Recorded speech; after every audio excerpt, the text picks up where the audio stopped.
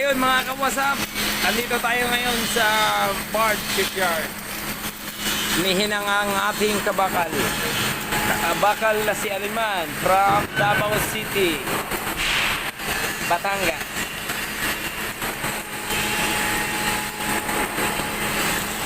Kita nyo naman yung kamay niyan, walang kanginig-ginig niyan. Ay katawa Bard. Hinaw niya naman ang hinang. Oh, wala stick. Dati sa mga vlog lang yan napapanood, pero ngayon, eto na. Kita nyo naman yan. Hindi pa malinis yan. Madumi pa yan.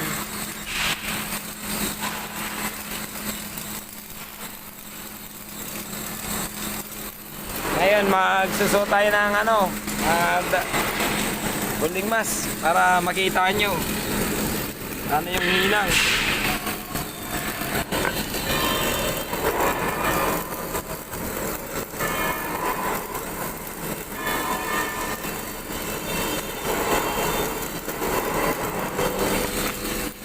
Alright.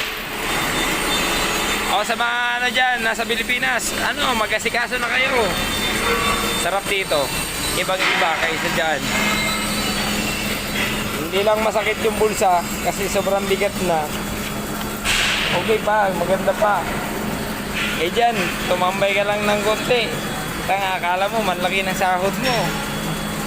Kaya ano bang ginagawa mo? Tara na!